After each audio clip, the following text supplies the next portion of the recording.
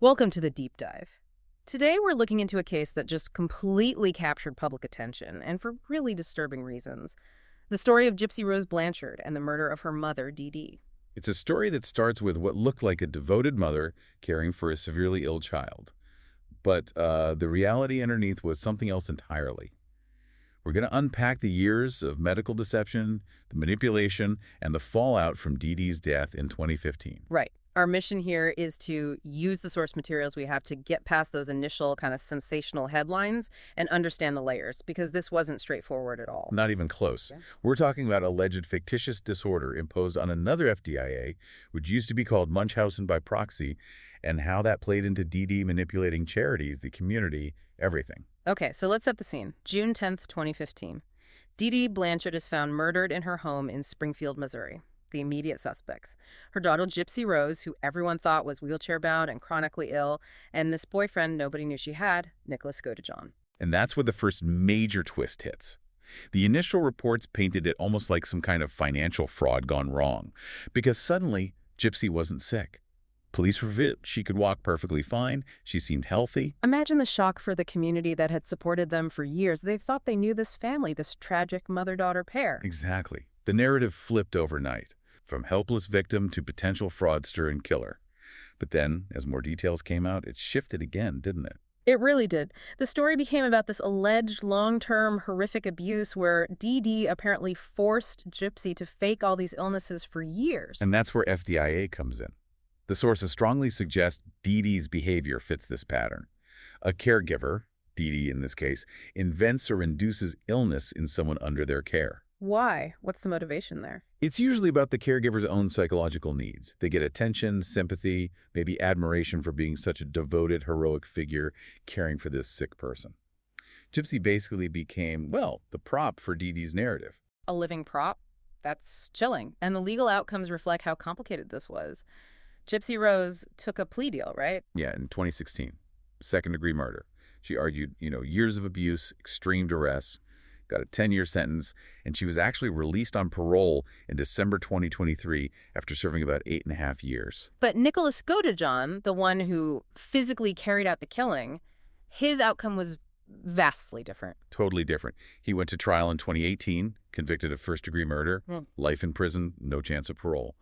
The courts saw his role, his actions, very differently from Gypsy's. That contrast alone tells you how complex this case is. Okay, let's go back. How did this whole deception even start? Because it wasn't just a short-term thing. No, this was Dee Dee's life's work, essentially. She was born Claudine Pitre in Louisiana in 1967, married Rod Blanchard, Gypsy's dad, in 1990. He was only 17. Wow, young. And Gypsy Rose. Interesting name. Apparently, Rod was a big Guns N' Roses fan. They split up just before Gypsy was born in 91. Rod stayed involved, paid child support, but Dee Dee had custody. And the illness narrative started immediately. Almost instantly. Rod recalls Dee Dee being convinced Gypsy had sleep apnea when she was just 3 months old.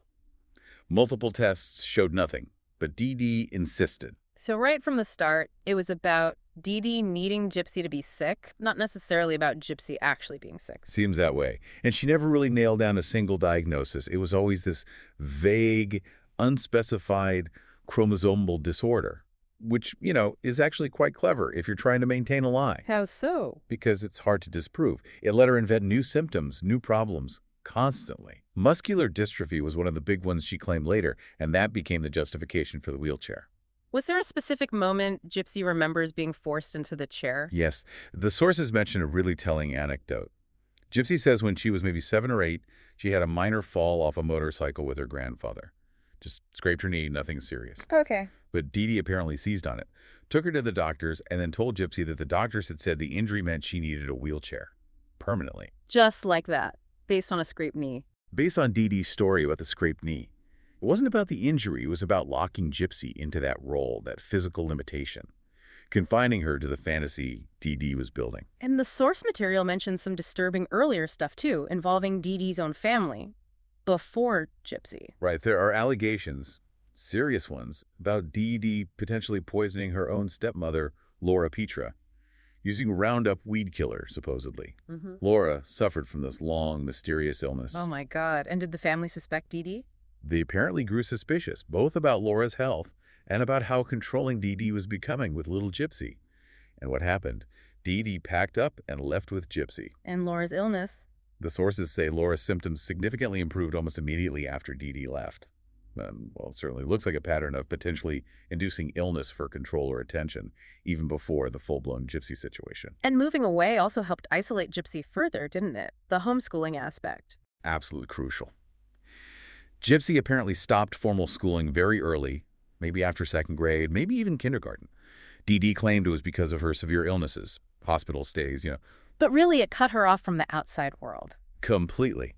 No teachers, no classmates, no other adults who might notice something was off. It kept Gypsy dependent solely on Dee Dee's version of reality. Total isolation. It's hard to fathom. Yeah. And then came Hurricane Katrina in 2005, which, bizarrely, seems to have helped Dee Dee maintain the facade. It was, in a twisted way, the perfect cover story. They were living near New Orleans at the time. They ended up being airlifted out of a special needs shelter in Covington, Louisiana, and relocated to Missouri. And Dee Dee claimed that everything was lost in the flood. All of Gypsy's medical records, her birth certificate, gone. Wiped clean. So when they arrived in Missouri, there was no paper trail for doctors to check, no history to contradict whatever Dee Dee told them. Exactly. Yeah. It created a medical clean slate. Any doctor questioning the expensive list of illnesses could be told, well, the proof was lost in Katrina. It was a tragically convenient explanation. And arriving in Springfield, Missouri around 2008, they weren't just newcomers. They were portrayed as Katrina victims, a single mom and her severely disabled daughter who'd lost everything. The sympathy must have been immense. And the community really responded. Habitat for Humanity built them a house, didn't they? Yeah, a specially equipped one, wheelchair ramp, accessible features, even a hot tub, the sources say. And the charity didn't stop there. Free flights to Children's Mercy Hospital in Kansas City for treatments Gypsy didn't need. Free trips to Disney World. Make-A-Wish got involved, too. Gypsy got to meet Miranda Lambert backstage. They became these local symbols of resilience, of tragedy overcome, and Dee Dee cultivated that image relentlessly. What were the day-to-day things she did to keep the illusion going? Visually, she kept Gypsy looking the part. Kept her small, about 5 feet tall. Made her wear these big glasses, speak in a high, childlike voice, even into her 20s. To make her seem younger and more helpless. Precisely. And the shaved head. Dee Dee shaved Gypsy's hair off regularly, telling everyone it was because the medications Gypsy was supposedly on would make it fall out anyway. So she looked like a cancer patient undergoing chemo. Exactly. It reinforced that image of constant serious illness. And outside the house, it was even more performative. Like the oxygen tank and feeding tube. Yep, they'd often have those with them in public. And Gypsy, a young adult by this point, was being fed Pediasure, a children's nutritional supplement, through that feeding tube. Even though she could eat normally. She could eat normally. The feeding tube was purely for show, and the Pediasure kept her small and likely malnourished. And Dee Dee controlled the narrative about family, too. What about Rod, her father? Was he sending money? He was. Consistently, sending $1,200 a month in child support. But Dee Dee told neighbors and others that he was this abusive drug addict who had abandoned them and sent nothing. Painting herself as the lone martyr mom. It just amplified the sympathy, made people want to help her even more. It was an incredibly detailed, multi-layered deception. Which brings us to the medical procedures. This wasn't just about saying Gypsy was sick. Dee Dee subjected her to actual, invasive, and unnecessary medical treatments. This is where it gets really dark. It really does. Beyond the physical control in public, Gypsy mentioned Dee Dee would always hold her hand, squeeze it painfully if she stepped out of line or said something too normal. Like a warning signal. Exactly. And behind closed doors, Gypsy reported physical abuse, being hit with Dee Dee's hands, sometimes even a coat hanger. But the medical interventions were arguably far worse because they were permanent. Let's talk about those. The drooling issue, for instance. Right. Dee Dee claimed Gypsy had terrible problems with drooling, but Gypsy later said her mother would actually induce the drooling before doctor visits. By rubbing a topical anesthetic on her gums, it would numb the area and make her drool. And doctors believe this was a real symptom. Apparently so. And the treatment was extreme. First, Botox injections into Gypsy's salivary glands to try and stop the drooling. That sounds awful. And then, when that wasn't enough, they surgically removed her salivary glands. They took them out. Completely. Yes. Based on a symptom Dee Dee fabricated and likely induced. The consequences were immediate and lasting. Constant dry mouth. And that led to other problems, didn't it, with her teeth? It compounded things horribly. because Dee Dee also had Gypsy on unnecessary anti-seizure medication. Topamax was mentioned, which has a known side effect of causing tooth decay. Especially in a dry mouth environment with no saliva to protect the teeth. Exactly. So the combination of the surgically induced dry mouth and the medication side effects destroyed her teeth. All of To it. severe decay, infections. To the point where Most of her front teeth had to be pulled out. They were replaced with a bridge. So Dee Dee's actions led to chemical dependency, physical mutilation, all to maintain this lie. And Gypsy mentioned addiction, too. Yes, she said she developed an addiction to pain medication starting around age 16 because Dee Dee was constantly giving her powerful, unnecessary drugs. So Dee Dee wasn't just making Gypsy pretend to be sick. She was actively making her sick, malnourished, addicted, physically altered. It's the terrifying core of FDIA, inflicting real harm for the caregiver's benefit. Despite all this effort, you'd think someone would have noticed. Were there moments where the facade started to crack, where the system had a chance to step in? There were several critical moments, actually, and this is where we see the failures. The first big red flag was raised back in 2007. Who was that? A pediatric neurologist in Springfield, Dr. Bernardo Flasterstein. He became really suspicious. He ran MRIs, blood tests, everything Dee Dee claimed supported muscular dystrophy, and found nothing. Zero evidence. Did he see Gypsy walk? He did. He noted she could stand and support her own weight. He even challenged Dee Dee, telling her he saw no reason she couldn't walk. Did he check her previous records? Because Dee Dee claimed they were lost in Katrina. He actually managed to track down doctors in New Orleans. He confirmed that the original muscle biopsy Dee Dee always cited, it was negative. There was never proof of muscular dystrophy. So Flasterstein knew something was seriously wrong. What did he suspect? He wrote it in his notes. Factitious disorder imposed on another. He suspected FDIA. Okay, so he documented it. Did he report it to Child Protective Services? He didn't, and this is a huge point of criticism later. Why not? The sources suggest he was worried about not being believed, worried about Dee Dee's reputation as this devoted mom, maybe even worried about getting sued. He mentioned colleagues advising him to treat them with golden gloves. Yeah, basically handle with care, don't rock the boat. But medical experts argue that once FDIU was suspected and documented, there was likely a professional, if not legal, obligation to report suspected abuse or neglect. What did Dee Dee do when she found out he was suspicious? Classic FDIA behavior. She found out he suspected her story, probably saw his notes, and immediately stopped taking Gypsy to see him. Doctor shopping. Find someone who won't question the story. So one system failure there, were there others? Law enforcement. Yes, in 2009. An anonymous tip came into the police. The caller pointed out different names, different birthdays being used for Gypsy, and suggested she was much healthier than Dee Dee claimed. So police did a wellness check? They did. But Dee Dee charmed them, basically. She spun a story about needing to use false information to hide from an abusive ex-husband, meaning Rod. Did they check with Rod? Doesn't seem like it. They apparently bought Dee Dee's story, reported that Gypsy seemed genuinely mentally disabled, and closed the file. Another missed opportunity. And Dee Dee was manipulating Gypsy's age too? Massively. She forged a birth certificate saying Gypsy was born in 1995, not 1991. Kept her legally a minor, perpetually dependent. Gypsy apparently saw her real birth date somewhere and was confused. She didn't know her actual age for years. This must have been when Gypsy really started to realize something was wrong. Did she try to get away? She did. A significant attempt happened in 2011. Gypsy, who was secretly using the internet, met a man online. She planned to run away with him to Arkansas. This was apparently when she first learned she was actually 19, not 14 or 15 like her mother claimed. Did she make it? She got away briefly, but Dee Dee tracked her down. And the punishment, according to Gypsy, was severe. Dee Dee allegedly smashed her computer and phone with a hammer. To cut off her connection to the outside world again. Yes, and threatened to smash Gypsy's fingers, too. Then, Gypsy claimed she was physically restrained, tied or leashed to the bed, and possibly starved for about 2 weeks. That's horrific. Just complete terror and control. The desperation was clearly building. Later that same year, June 2011, Gypsy did something drastic. What was that? She got a BB gun. She apparently thought it was a real gun, and she shot her mother with it 10 times. She shot Dee Dee with a BB gun. Yes. Dee Dee wasn't seriously hurt, obviously, but it shows Gypsy's state of mind. And Dee Dee's reaction. She claimed the injuries were from a robbery attempt near a Walmart. She just absorbed it into her victim narrative, covered it up instantly. Exactly. Even Gypsy's own act of violence couldn't break the narrative Dee Dee controlled. So direct escape failed, violence failed. What was left? That's where Nicholas Godejohn comes in, isn't it? Right. Around 2012, Gypsy is back online secretly, late at night when Dee Dee's asleep.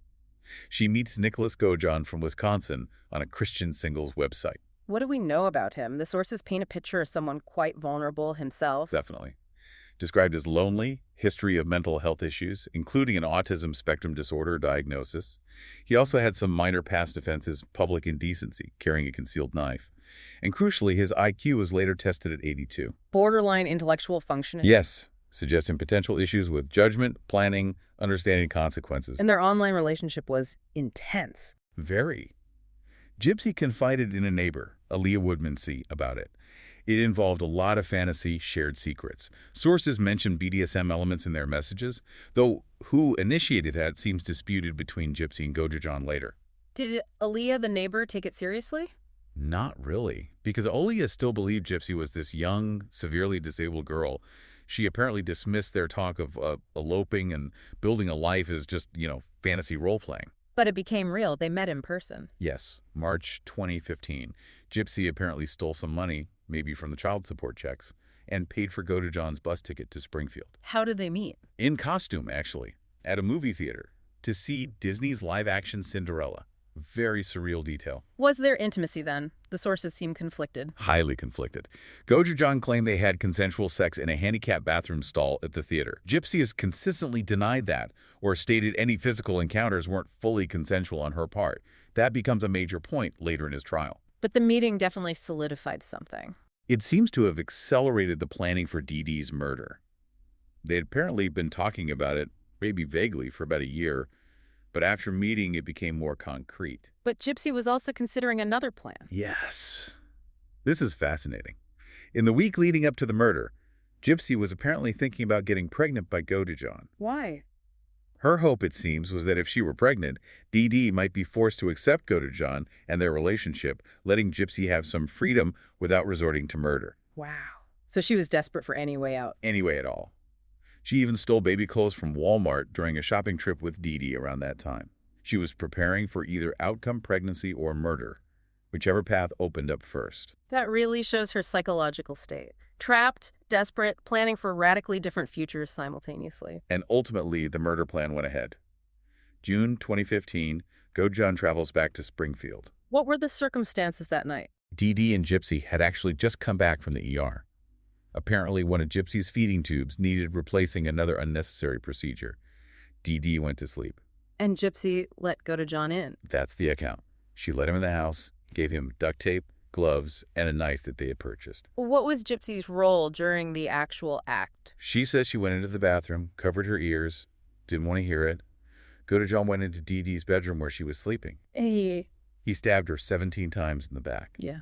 He was brutal, violent, but likely quick as she was asleep. Okay. Now, the immediate aftermath, again, conflicting stories, about what happened between Gypsy and Godejohn. Yes, significantly. Godejohn testified later that they had consensual sex in Gypsy's bedroom right after the murder. But Gypsy alleged something very different. Very different and deeply disturbing. She alleged that Godejohn raped her. She claimed he told her he was fulfilling a fantasy he'd had about raping Dee Dee, but was doing it to Gypsy instead. She even said she cried out for her mom during the assault. That is a horrific claim, Yeah. And a huge point of difference in their accounts. What did they do after that? They cleaned up minimally, took about $4,400 in cash, mostly Rod's child support money that Dee Dee had saved, and fled to a motel nearby. Did they take the murder weapon? No, they mailed it back to Godejohn's home in Wisconsin from Springfield, trying to get rid of evidence locally. Then they took a bus to Wisconsin. How were they caught so quickly then? Gypsy made a critical mistake. She logged into Dee Dee's Facebook account, they had a joint account actually, and posted some really alarming things. Like what? Things like, "That bitch is dead," and some other crude posts. It was completely out of character for the account. And that raised alarms. Immediately. Neighbors saw the posts, saw Dee Dee's car hadn't moved, couldn't get anyone to answer the door. They got worried, especially for helpless Gypsy, and called 911. Police went in. Got a warrant, went inside, and found Dee Dee's body. The initial reaction from friends was panic for Gypsy. They started a GoFundMe, thinking she'd been kidnapped or was lost without her mother. But the neighbor, Aaliyah, knew about Godejohn. Yes. As soon as she heard Dee Dee was dead, She went straight to the police with Godejohn's name and printouts of the messages she'd seen between him and Gypsy. That must have cracked the case wide open. Instantly. Police traced the IP address from those Facebook posts. It led directly to Godejohn's house in Big Bend, Wisconsin. They were arrested there the very next day. And then came that famous press conference. Sheriff Jim Arnott. Right. He announced Gypsy was found safe, but then dropped the bombshell. Things are not always what they appear. He confirmed Gypsy could walk, that she wasn't disabled, and that fraud was suspected. Urged people to stop donating. The whole narrative just collapsed in public view. The sympathy must have shifted incredibly fast once the abuse allegations started coming out. Oh, massively. Public opinion swung hard towards Gypsy being a victim.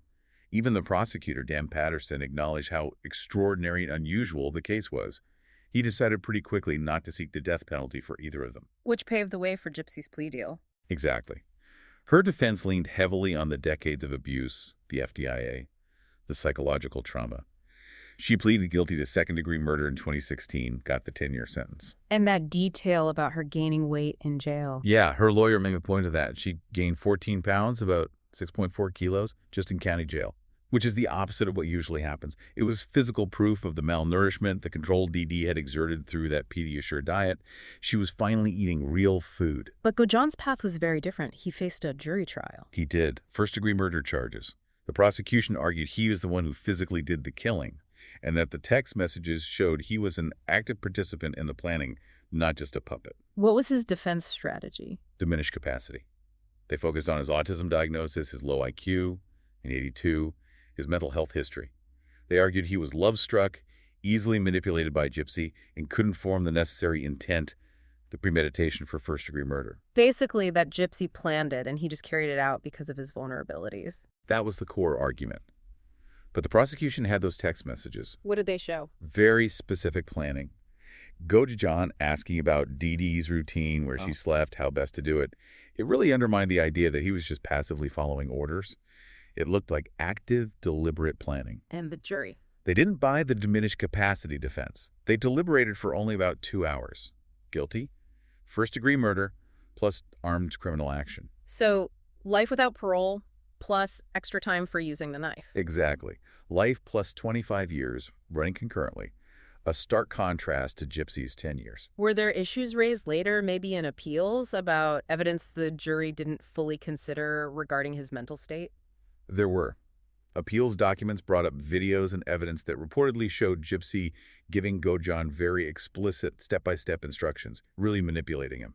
The defense argued the jury didn't get the full picture of his limited capacity and how Gypsy directed him. So the legal wrangling continued, highlighting just how murky the question of culpability was for him. Absolutely. Even the trial judge acknowledged that the lack of deep testimony on his diminished capacity might be grounds for an appeal, suggesting the legal system itself struggled with how to weigh the abuse against the act of murder carried out by someone with his challenges. What about the community back in Springfield? How did they react once the truth came out? Utter shock, and I think a sense of betrayal. Remember, over 60 people attended Dee Dee's initial vigil. Neighbors like Aaliyah Woodmansee spoke about feeling naive, questioning their own judgment and generosity. Sheriff Arnott kind of summed it up, didn't he? Saying Springfield is generous, but sometimes we are deceived. Yeah, the very system of community support that Dee Dee exploited now felt almost complicit, unknowingly enabling this situation. And Dee Dee's own family back in Louisiana, they didn't seem to mourn her. Not according to the sources. Her father and stepmother reportedly had no funeral, showed no grief. There was even a claim they flushed her ashes down the toilet. Wow, why such a harsh reaction? They seemed to feel that Gypsy had suffered enough, that Dee Dee got what was coming to her, in a way. They clearly saw Dee Dee as the source of the problem for years. And Rod, Gypsy's dad. He expressed forgiveness for Gypsy. He framed it as Dee Dee creating this web of lies that ultimately trapped everyone, including Dee Dee herself. He maintained his relationship with Gypsy throughout her incarceration. What about Gypsy herself reflecting on this while in prison? She used the prison computers to research, looked up Munchausen by proxy, FDIA. She said her mother matched every single symptom. It seems like understanding the condition gave her some clarity. And she made that striking comment about freedom. Yes, that quote really stands out. I feel like I'm more free in prison than with living with my mom, because now I'm allowed to just live like a normal woman. It just perfectly encapsulates the psychological prison Dee Dee had built. Did medical experts weigh in publicly? Oh, yes. Dr. Mark Feldman, a big name in FDIA research, was very clear. He stated Dee Dee definitely had the disorder and called Gypsy little more than a tool for her mother's needs. Did he comment on the rarity of it escalating to murder? He did. He stressed how unprecedented it was in his experience for the abused child in an FDIA case to kill the abuser. It highlighted the extreme level of desperation Gypsy must have reached. Feldman also criticized Dr. Flasterstein, the neurologist who suspected FDIA but didn't report it. Very sharply. He argued that once Flasterstein had FDIA in his notes, he had a professional, likely legal duty to report it. He saw it as a major failure of the system designed to protect children. And he acknowledged why it happens, that fear of challenging the devoted caregiver. Exactly. He pointed out that FDIA abusers are master manipulators. They often look like saints to the outside world. Challenging that takes courage, and too often professionals back down, leaving the victim trapped. And Gypsy's life now, post-release? Well, she was released in December 2023. She had actually married Ryan Scott Anderson while still incarcerated in 2022, but they separated fairly soon after her release, around March 2024. She remains a subject of intense media focus. Understandably. Her story touches on so many complex themes. So, wrapping this deep dive up, what are the main things we've learned from looking closely at the sources? I think it's the sheer scale and meticulousness of Dee Dee's deception over decades. The truly shocking extent of the medical abuse, the physical and chemical harm inflicted, and the incredible legal complexity when you're prosecuting someone who is both a victim and, in Gypsy's case, a participant in the final crime. And the unavoidable takeaway is the failure of the systems meant to protect kids. Medical professionals hesitating, law enforcement being misled, multiple points where intervention could have happened but didn't. Which leaves us with a really tough question for you, the listener, to think about. Dee Dee was incredibly skilled at manipulating sympathy and deflecting suspicion. How do we get better at seeing past that? How do we train doctors, social workers, even police to recognize the subtle signs of something like FDIA and to have the courage to act even when the suspected abuser looks like a hero? And for communities.